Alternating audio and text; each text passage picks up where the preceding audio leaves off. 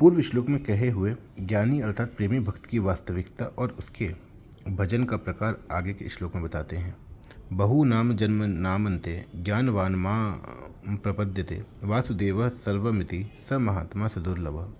बहुत जन्मों के अंतिम जन्म में अर्थात मनुष्य जन्म में सब कुछ परमात्मा ही है। इस प्रकार जो ज्ञानवान मेरे शरण होता है वह महात्मा अत्यंत दुर्लभ है। बहुनाम जन्म नामन्ते, मनुष्य जन्म संपूर्ण जन्मों के अंतिम जन्म है। भगवान ने जीव को मनुष्य शरीर देकर उसे जन्म मरण के प्रवाह से अलग होकर अपनी प्राप्ति का पूरा अधिकार दिया है, परंतु यह मनुष्य भगवान को प्राप्त न करके राग के कारण फिर पुराने प्रवाह में अर्थात जन्म मरण के चक्कर में चला जाता है। इसलिए भगवान कहते हैं अप्राप्य माम निवर्तन्ते मृत्यु संसार वर्तमनि। जहाँ भगवान आसुरी योनियों और नरकों के अधिकारियों का वर्णन करते हैं वहाँ दुर्गुण दुराचार के कारण भगवत प्राप्ति की संभावना न दिखने पर भी भगवान कहते हैं माम प्राप्यैव कौन्तेय ततो यान्ति धमाम गतिम, अर्थात मेरे को प्राप्त किए बिना ही ये प्राणी अधम गति को चले गए। अर्थात वे मरने के बाद मनुष्य योनि में भी चले जाते तो कम से कम मनुष्य तो रह जाते, पर वे मेरी प्राप्ति का पूरा अधिकार प्राप्त करके भी अधम गति को चले गए। संतों की वाणी में और शास्त्रों में आता है कि मनुष्य जन्म केवल अपने कल्याण करने के लिए मिला है, विषयों का सुख भोगने के लिए तथा स्वर्ग प्राप्ति के लिए नहीं। इसलिए गीता ने स्वर्ग की प्राप्ति चाहने वालों को मूढ़ तथा तुच्छ बुद्धि वाला कहा है।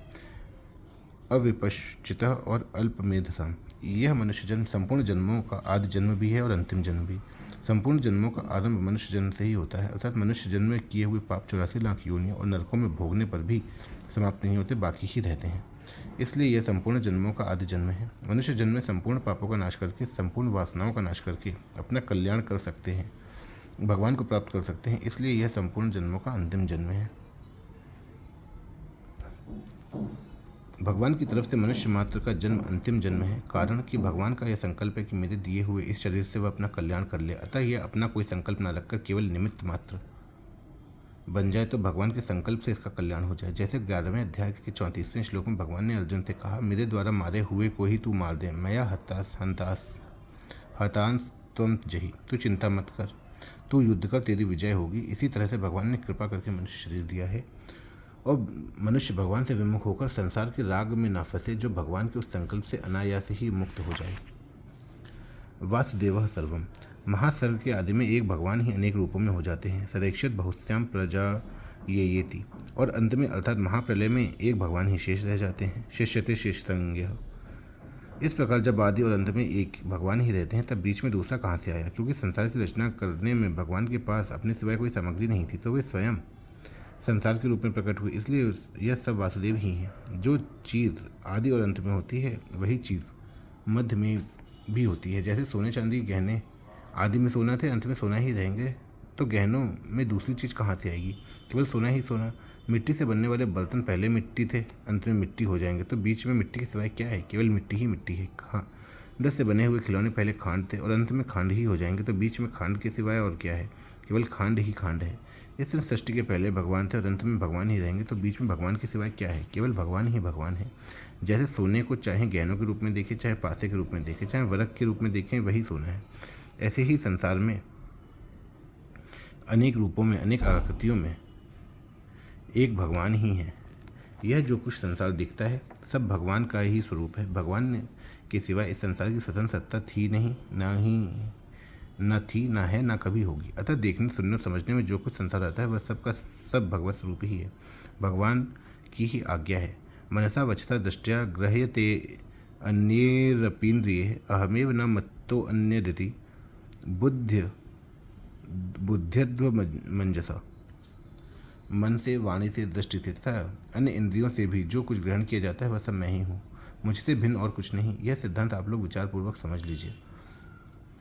इस आज्ञा के अनुसार ही उस ज्ञानी अर्थात प्रेमी का जीवन हो जाता है। वह सब जगह भगवान को ही देखता है, वह सब कुछ करता हुआ भी भगवान में ही रहता है। सर्वथा वर्तमानो अपि स योगी मयि वर्तते, यो मां पश्यति सर्वत्र सर्वं च मयि पश्यति।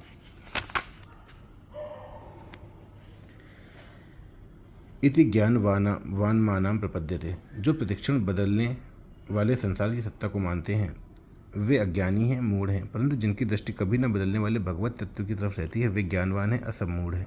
ज्ञानवान कहने का तात्पर्य है कि वह तत्व से समझता है कि सब जगह, सब में और सब किस रूप में वस्तुतः एक भगवान ही है। ऐसे ज्ञानवान को ही आगे 15वें अध्याय के 19वें श्लोक में सर्वविद कहा गया है।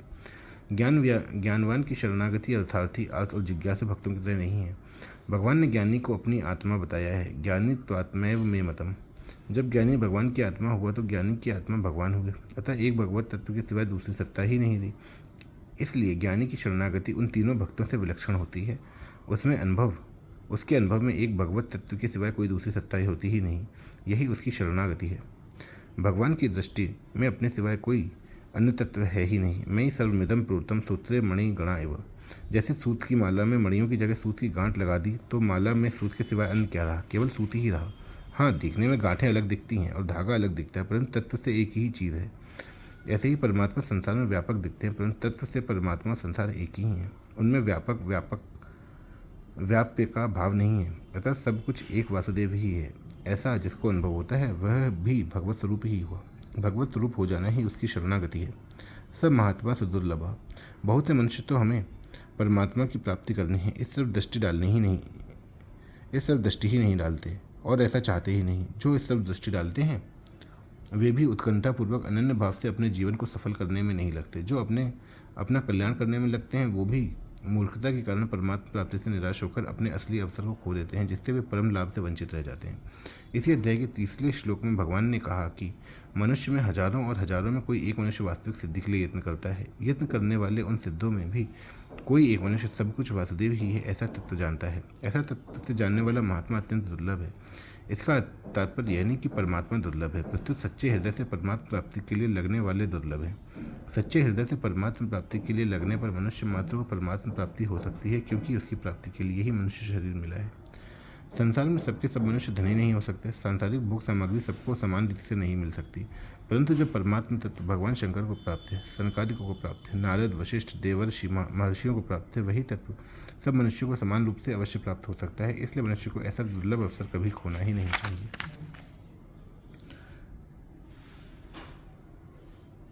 एक वैरागी बाबा जी थे। वे गणेश जी का पूजन किया करते थे। उनके पास सोने की बनी हुई एक गणेश जी की और एक चूहे की मूर्ति थी। वे दोनों मूर्तियां तौल में बराबर थीं। एक बार बाबा जी ने तीर्थों में जाने का विचार किया और वे उन मूर्तियों की बिक्री करने के लिए सुनार के पास गए।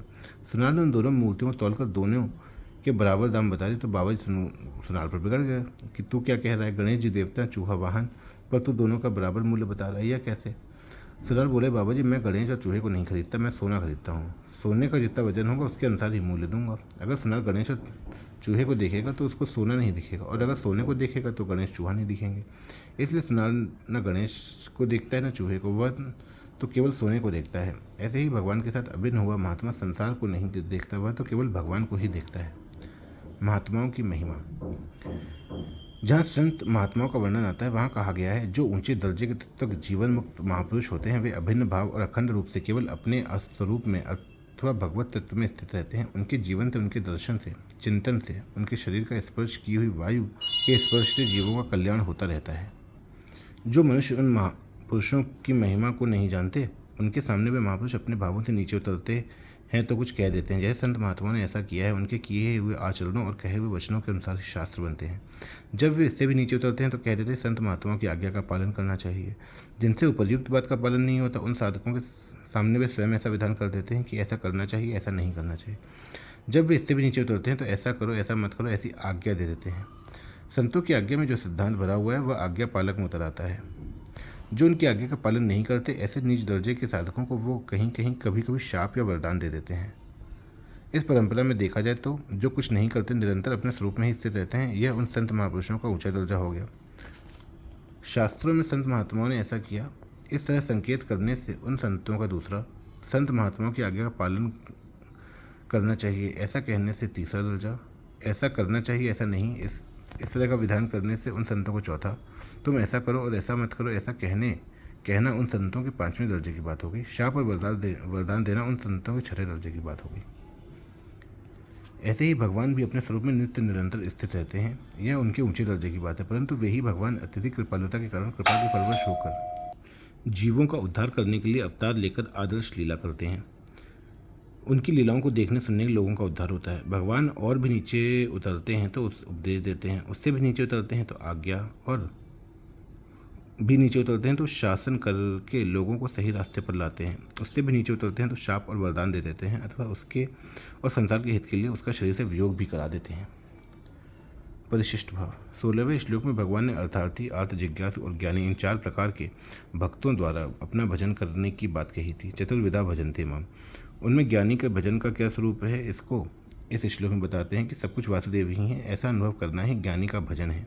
शरणागति है। असली शरणागति वही है जिसमें शरणागत की सत्ता ही ना रहे, प्रत्युत शरण ही रह जाए।